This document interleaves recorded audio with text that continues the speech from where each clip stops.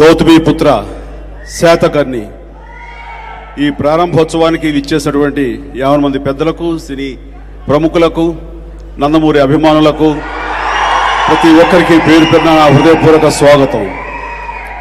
చాలా ఆనందంగా ఉంది. ఎందుకంటే 100వ సినిమా అనేది చాలా ప్రతిష్టాత్మకమైనటువంటి సినిమా.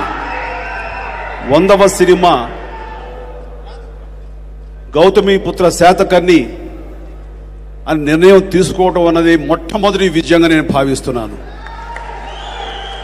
ఇవి మైలురాయి వంటి సినిమాలు. ఇవి ఈ 100వ చిత్రం బాలకృష్ణ గారి చరిత్రలో ఇది అపూర్వమైనటువంటి సినిమాగా మిగిలిపోవటం ఖాయం. ఎందుకంటే ఎప్పుడైతే డైరెక్టర్ క్రిష్ని ఆయన కథని ఆమోదించి ఆయన దర్శకుడుగా పెట్టుకున్నారో అప్పుడే ఈ విజయం తథ్యం అన్న విషయం తేటతెల్లమైపోయింది. ఇలాంటి సినిమాకి, ఇలాంటి చారిత్రాత్మకమైన సినిమాలకు సరైన దర్శకుడు క్రిస్.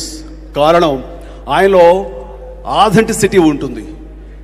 అది ఉదాహరణకి ఈ మధ్య సినిమా కంచె, అది సెకండ్ వరల్డ్ వార్ సినిమా. మన తెలుగులో అలాంటి హాలీవుడ్ స్థాయిని మరిపించే విధంగా తీర్చడం అనేది అది ఆషామాషి విషయం కాదు. అది క్రిస్ వల్లే అవుతుంది. అది అలాంటిది ఈ రోజున ఈ చారిత్రాత్మకమైన సినిమా శాతకర్ణి ఖచ్చితంగా ఆనాడు పూర్వకాలంలో ఎలా జరిగింది, ఎలాంటి ఆథెంటిసిటీ తోటి ఉంటుంది అన్నది మనకి తేటతెల్లంగా ఆయన తెర మీద చూపించగలరు.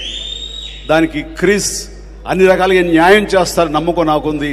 ఆ పాత్రలో ఇమిడిపోయి అత్యద్భుత నటనతోటి మనల్ని అందరినీ అలరిస్తారు బాలకృష్ణ అన్న నమ్మకం నాకుంది. ఇలాంటి పాత్రలు చేయటం బాలకృష్ణ గారికి అవలీలగా ఉంటుంది.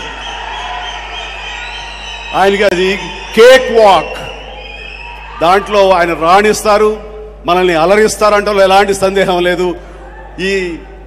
ఈ మధ్యకాలంలో 100 రోజులు ఆడటం అనేది గగనమైపోయింది. అలాంటిది ఈ cinema silver Jubilee, golden Jubilee ఆడాలని మనస్ఫూర్తిగా కోరుకుంటున్నాను.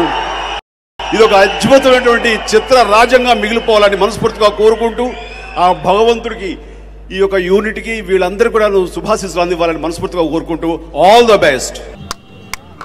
आ गया है तो ये मैं कर रही हूँ, मैं ये कैरेक्टर करके दिखाऊंगी और मैं इन सबकी क्या कहते हैं रानी बन के दिखाऊंगी इस फिल्म में.